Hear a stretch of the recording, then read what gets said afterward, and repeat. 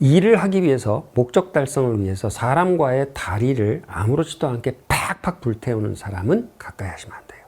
그냥 손절하셔야 됩니다. 이거는. 왜? 손절 안 하면 내가 험한 꼴을 당하는 게 반드시 운명적으로 예정되어 있습니다. 안녕하십니까, 다시당. 자, 프로젝트 오적 교파 쭉 이렇게 왔는데, 우리 프로젝트에 해악을 끼치는 이 5가지 부류의 사람들. 자, 오늘은 과격파에 대한 얘기를 좀 해보려고 합니다. 과격파를 격파해야 되는군요. 과격파는 어떻게 해악을 끼치냐, 좀 겪어보신 분들이 많이 있을 거예요. 뭐냐면, 어떤 경우에는 뭐, 지나친 충성파라고 해야 되나요? 극단적이에요. 그러니까, 유능해. 그리고 추진력이 있어. 그런데 꼭 사상자를 발생시키는 거죠. 일할 때마다. 그리고 그가 발생시키는 관계의 사상자들 밀어붙이다 보니까 사상자들이 나한테 결국 해를 끼치거든요. 이런 경우. 근데 이게 되게 어려운 게 뭐냐면, 이런 사람들이 대체로 어려운 게 뭐냐면 나한테 되게 잘해요. 조폭 남친 같은 거예요. 뭐냐면 나한테 극진하게 해요, 남친이. 근데 밤거리에 나가면 맨날 시비가 붙어 사람들을 때리네. 그래서 나까지 경찰서에 같이 끌려가요. 항상. 이런 거죠. 근데 나한테는 또 잘해. 굉장히 뭐라고 그래야 되나, 이거 팀장으로서 고민스럽고 갈등하게 만들어요. 그러니까 이런 식이에요. 내가 팀장이잖아요. 프로젝트 팀장인데 이 사람이 이제 내 이제 오른팔 왼팔 중에 하나예요. 그래? 그런데 딴 사람들은 뭐 이렇게 하다가 막히면 돌아가고 하다가 막히면 돌아가고 이런 식으로 해요. 근데 이 사람은 막히면 돌아가는 게 아니라 앞에 장애물이 있을 때마다 그냥 부딪혀가지고 그냥 깨버리고 지금 계속 나간단 말이죠. 그러니까 진짜 좋은 건 되게 좋은 게 뭐냐면, 손 안 대고 코풀기야. 예를 들어서 누구한테 뭐 싫은 소리 내가 해야지 되는데 팀장 대신 가가지고, 야, 너 일 그렇게 할 거야? 그러려면 나가. 이렇게 해가지고 해결해버려.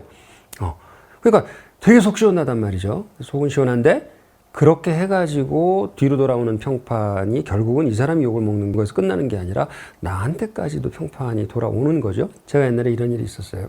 아주 옛날 일인데, 직장에서 저한테 굉장히 잘해주는 선배인데, 이제 입장은 내가 실장이라서 더 높은 사람이고, 이 사람은 이제 나이는 나보다 4살 많은데, 이제 말하자면 내 밑에서 일을, 동료는 동료고, 뭐 그런 상황인데, 즐거운 건 뭐냐면 이 사람이 워낙 나를 너무 좋아해요. 나 한번 막 웃고, 뭐 같은 남자끼리 브로맨스처럼 막 웃고 같이 놀러 댕기고 같이 술 먹으러도 댕기고 막, 그 사람 너무 좋아. 너무 좋은데 미치겠는 게 뭐냐면, 뭐 한번 꼭지가 돌면은 그냥 막 너무 과격한 행동을 해요. 한 번은 무슨 일이 있었냐면, 그 학원이었는데 강사실에 이렇게 들어갔는데, 그날 무슨 화가 나는 일이 있었나 봐요. 근데 앉아 있었는데 갑자기 밖에서 수업하다 말고 화가 나서 들어오더니 갑자기 귤을 잡아가지고 벽에다 귤을 팍 던져가지고 벽에 귤이 팍 하고 터졌어요.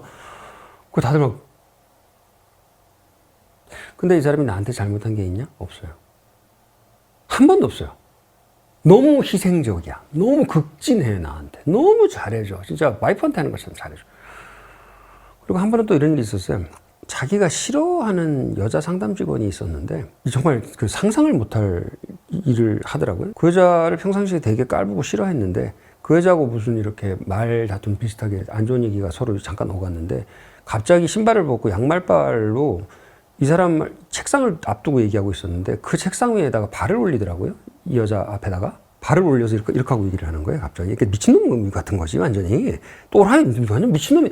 근데 나한테는 너무 잘해. 나한테 너무 잘하고 너무 협조적이고 내가 하는 일 다 도와주고. 근데 팀에는 이런 사람이 반드시 있어요. 그러니까 제가 지금 설명한 이 사람은 미친놈이지만 나중에 어디 가서 교수님 하신다고 그러더라고요. 그래서 학생들이 얼마나 고생하겠나 싶었어. 근데 이제 팀에 이런 사람 꼭 있어요. 특히나 내가 리더일 때 나한테는 굉장히 충성인데 딴 사람한테 막대해가지고, 또 얘기하죠. 메타 에너지를 먹는 사람이 있어요. 그러면 이제 이게 저울질을 해봐야 되잖아요. 메타 에너지를 먹는, 이 에너지 먹는 거가 에너지가 더 들어가겠나? 아니면 내가 에너지를 써야 되는데 이 사람이 대신 나서서 꾸준히 해주는 걸로 세이브된 에너지가 더 많은가를 이렇게 재잖아요. 그렇게 재서 이 사람을 두기도 하고, 그러니까 내 아래 장비지, 유비가 있으면, 유비는 이렇게, 사람이 좋은 게 좋은 거지요. 나선하게 그렇게 살아야 되지요. 하고 있는데 장비가 가가지고 죽을래? 팍! 땡강 이렇게 하잖아요. 그러면 속으로, 아이고, 시원하구나. 이렇게 하면서 이 사람 하는 걸 내버려 두잖아요. 그런데 이런 행동대장을 내버려 두시면 나중에 어떤 일이 벌어지냐면요. 제가 지난번에 어떤 사람은 반드시 배신한다고 그랬잖아요. 이 사람은 반드시 나한테 엄청난 해악을 끼칩니다. 왜냐하면 그 버릇이 어디 안 가요. 깨부시는 그 행동이 어디 안 가.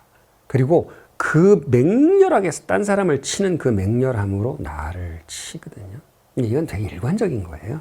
되게 일관적. 그래서 다른 사람을 아주 속 시원하게 손 안 대고 코 풀 수 있게 다른 사람을 깨부셔 준다고 좋아한다면 반드시 조심하고 계셔야 되는 게 뭐냐면 그 칼날이 나한테 돌아올 수 있고, 아까 말씀드린 그 사람은 내가 손절했어요. 그래서 그때 굉장히 나한테 억울하다고 그래서 내가 뭘 어떻게 했다고 나를 손절하느냐, 네가 나한테 왜 이러냐, 배신이라고 그러더라고. 나는 사람들을 그렇게 대하는 사람을 난 참을 수가 없다, 미안하다, 선배님 그만 만납시다 그러고서 손절했는데 난 뭐 잘했다고 생각해. 지금도. 왜? 그대로 끌고 가면 저 에너지가 나한테 돌아올 날이 분명히 있거든요. 반드시 그래요. 그 흔한 말로 그러잖아요. 남 흉보는 사람 피하라고 그러잖아요. 왜냐하면 그 흉보는 그 흉보음으로 딴 데 가서 내 얘기할 거 분명하거든요. 언제나 시간차가 있을 뿐이지 저 에너지 나한테 돌아와요. 그러니까 사람을 대하는 에너지가 결국은 돌아서 나한테 그게 돌아오는 거죠. 걔가 지나가는 사람을 보고 짓는 거는 내가 나빠서 짓는 게 아니야. 걔는 미쳤고 나는 지나가니까 그래서 짓는 거거든요. 그러니까 딴 사람한테 폭력적인 일을 행하고 있다면 그 사람이 폭력적인 짓을 하고 싶을 때 얻어 걸린 거잖아요. 근데 나도 그건 언제든지 얻어 걸릴 수가 있는 문제이기 때문에 과격파는요, 그러니까 극단적 과격파. 어디까지가 행동파고 어디서부터 과격파냐. 요거는 기준이 뭐냐면 인간관계를 완전히 부시는, 그러니까 영어로 말하면 burn the bridge예요. never burn the bridges라는 말 영어를 쓰는데 이게 뭐냐면 아무리 나쁜 일이 생겨도 절대로 다리를 불태우지 말아라. 소원하게 지낼 수 있고 교통을 끊을 수도 있지만 다리 자체를 불태우지 말아라는데, 일을 하기 위해서 목적 달성을 위해서 사람과의 다리를 아무렇지도 않게 팍팍 불태우는 사람은 가까이 하시면 안 돼요. 그냥 손절하셔야 됩니다. 이거는. 왜? 손절 안 하면 내가 험한 꼴을 당하는 게 반드시 운명적으로 예정되어 있습니다. 이런 사람 어떻게 안 만나느냐? 이런 사람들이 안 그런 척하고 있는데 그런 거를 알 수 있는 리트머스 같은 게 있다고 그랬잖아요. 근데 이런 사람들은 테스트해 볼 수 있는 리트머스는 없고요. 대화를 많이 나눠보고 시간을 좀 보내야 돼요. 시간을 좀 보내보면 이런 게 있습니다. 분노가 나오는 경우가 있거든. 사람마다 지뢰가 있잖아요. 누구나 다 지뢰 있어요. 근데 어디를 밟으면 터지는 지뢰가 있는데 그 지뢰의 폭발력이 대인지뢰인지 대전차 지뢰인지 아니면 도시 하나를 날려버릴 핵지뢰가 묻혀 있는데 핵지뢰가 묻힌 사람들이거든. 그러니까 이런 사람들은 이렇게 얘기를 하다가 어디서 욱하고 올라오는 데가 있는데 그때 얼마나 올라오는지, 술 먹다가 옆 테이블 사람하고 갑자기 시비가 붙어서 멱살 잡는 데까지 가는지, 그러니까 이 정도로 많이 욱하면 그 사람은 반드시 나한테도 그럴 사람인 것이죠. 그래서 오적 중에 다 위험한데 부디 여러분의 프로젝트와 여러분의 회사와 여러분의 가게에 이 오적이 하나도 안 끼기를 기원하지만 살다 보면은 똥은 절대 밟게 돼 있는 확률이 있기 때문에 제일 좋은 거는 피하는 거. 그 다음에 들어오면 어떻게 한다? 이제 저번에 처음에 말씀드린 거 기억하시나 모르겠어요. 일단 내 프로젝트 안에 들어왔어요. 그렇게 되면 어떻게 한다? 투 트랙으로 간다. 몽둥이는 큰 걸 준비하시고, 계약서, 법적인 거, 근거 자료, 몽둥이는 큰 걸 준비하시고, 인간적인 예의는 끝까지 지키셔야 된다. 이렇게 말씀드리고 싶습니다.